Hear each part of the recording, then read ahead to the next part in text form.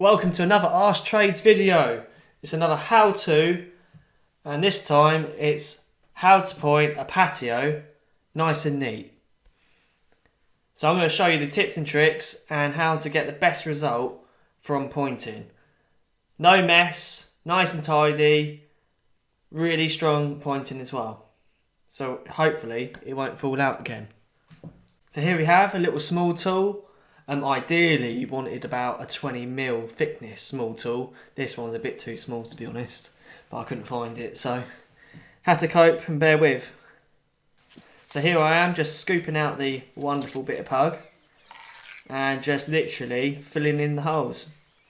You just want to leave a little bit left over on the edges, so as you push down with the small tool it kind of all falls in. It just saves a bit of work. Don't worry about making a bit of mess. So by now, hopefully, you would have been able to make the perfect bit of pointing pug, or mortar, shall I say. So it takes a bit of persistence, a bit of patience, but as you can see, you do get there. It does take a little while, but if you just stick with it, the results are definitely worth it. So you're aiming for a really nice, smooth finish with the joint. So you don't want lines in it or like little crumbly bits or any dirt in the mortar. If you do see any dirt, just keep pressing it in or flick a bit out and then just put a little bit more in. Another top tip is not to do too much at once. Don't go too far ahead of yourself because it will just dry out if it's a really hot day. Like today, it was really hot.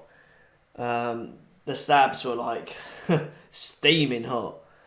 It was drying out the pug really quick. So it's not ideal, but I just have to get the job done. So couldn't really wait around for a cooler day. So yeah, that's the finish you're looking for. If you're thinking it looks a little bit crumbly on the top, it's not. It's just the bits. You can just sweep it off afterwards. That's the nice thing about this mix. It doesn't actually make any mess. You can just sweep it off at the end.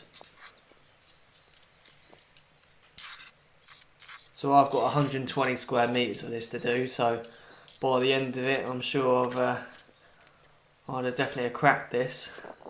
That's for sure.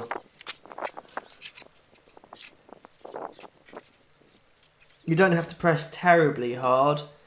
But you do get a sore wrist if you do quite a bit of it, obviously. You just want to press it all in, fill in all the gaps, make sure it's all nicely compacted. When you're laying the slabs, it's quite a good idea to actually try and lay it in such a way that the pug underneath actually rises just a little bit and leaves you like a 15mm gap or so from the top of the slab. It's not so much to fill in. So I hope you like this video. I hope you find it really helpful. If you need to do any repointing or anything like that, it's actually quite calming if you just put the radio on. So you want to press the joint quite hard in. You just want to make it sort of maybe just a tad proud, if not level, with the slab.